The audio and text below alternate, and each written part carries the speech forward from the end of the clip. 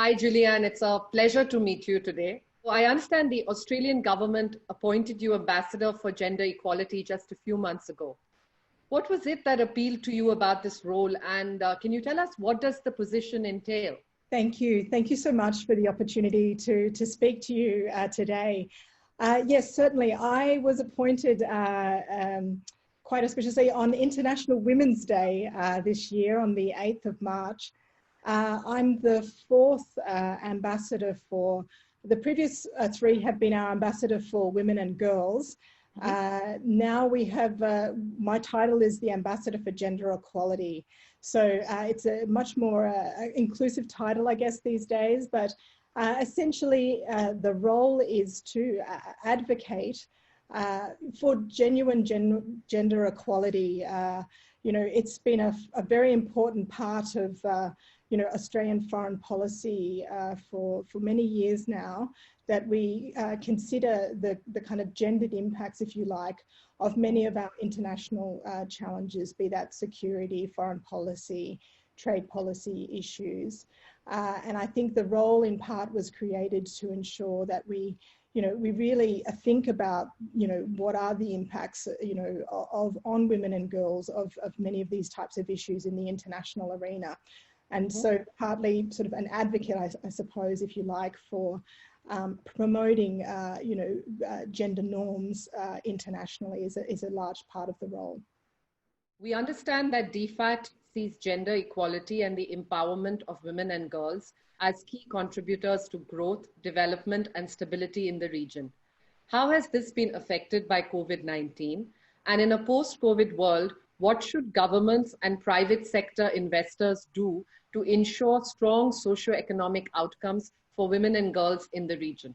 Yeah, I think in Australia, I think we've long known, of course, that our prosperity, security and stability is really integrally linked with the region. Obviously, for several decades now, you know, our region has been, you know, many people refer to it as the engine room for global growth. Right. Thirds of the world's GDP, of course, you know, this region drives consumption, it attracts investment. In Australia, the government did release its gender equality and women's empowerment strategy back in 2016. And, you know, there I think we really clearly set out an economic proposition, and that was that, you know, bridging the gender gap was not just the right thing to do, but it would also, of course, result in economic gains. Of course, this year we're confronted with new challenges in the Indo-Pacific region with COVID-19, as you rightly point out. And of course, we're already seeing, you know, the very kind of multifaceted nature of the crisis, you know, with health issues, social issues, economic issues across the region. And we know, we are seeing that this crisis, of course, will have a disproportionate effect on women and girls. Specifically, I think in the economic front, you know, we are seeing women overrepresented in sectors like retail and hospitality and tourism, all particularly hard hit by the pandemic.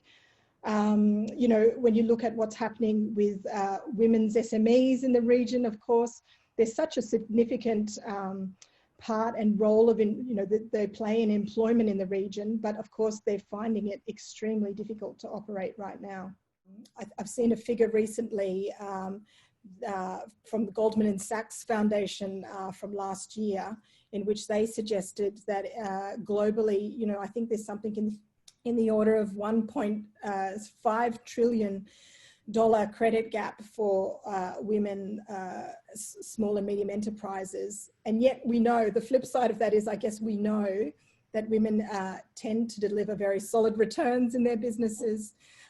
They're a far less risky proposition in many senses. So, you know, I kind of imagine, you know, what economic growth could be unleashed if we ensured, of course, that there was financing for women's businesses, particularly in our region. We can ensure, of course, that governments and larger financial institutions, including the likes of the World Bank and, of course, the ADB, the Asian Development Bank, are applying a gender lens.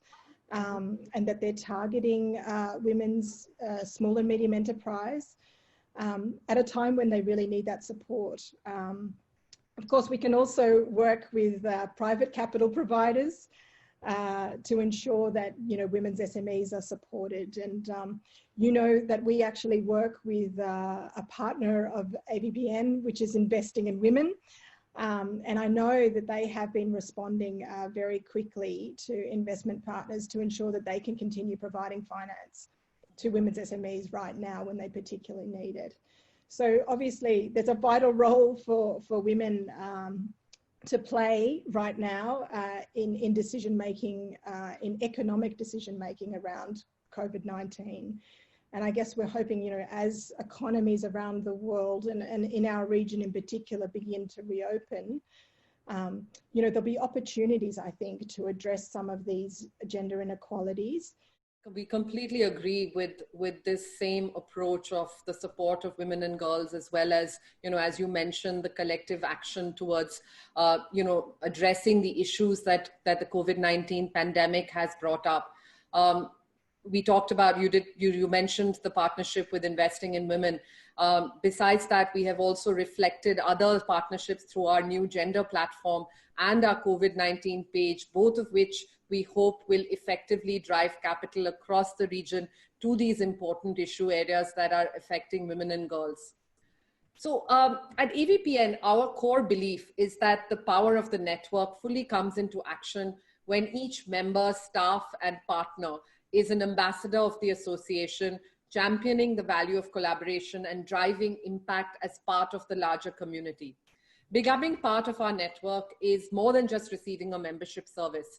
It is actually used to drive a movement and champion the causes that matter the most to you. So what cause matters most to you, and how are you hoping to drive this forward with the AVPN network? I mean, I think on your first point, of course, about the power of networks, I think, you know, we, you know, and I personally absolutely agree that these days, you know, we live in a much more globalized world, and we see, of course, the challenges, including those that we're currently facing with this pandemic, are much more complex and much more multifaceted than we have seen in the past. And so we really do need solid networks to help us tackle, you know, some of the challenges that are ahead of us.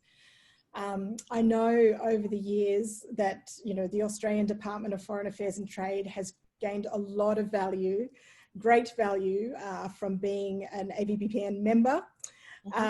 It, of course, allows us to be connected to a network really committed to what I think is building a vibrant, you know, high impact philanthropy and social investment community in Asia. So that really is something that we see as core to, you know, the collaboration that we have with AVPN. I saw an interview with you actually on a channel on YouTube, which, you know, said, you know, it's really important that we not just do impact investing, but investing with impact. And I think certainly that is something, you know, that the Australian government is very committed to as well. And I think, you know, now, of course, when we're facing a situation with the current economic downturn as a result of the pandemic, you know, we really need to be looking for, I guess, new and different forms of collaboration. So, you know, we really want to encourage governments and private sector to really work closely together to try and unlock some more of that, you know, capital to try and support, you know, women entrepreneurs. And I think this is where we see, you know, forums like this as really invaluable in terms of allowing people to make sure that, you know, they make these types of connections.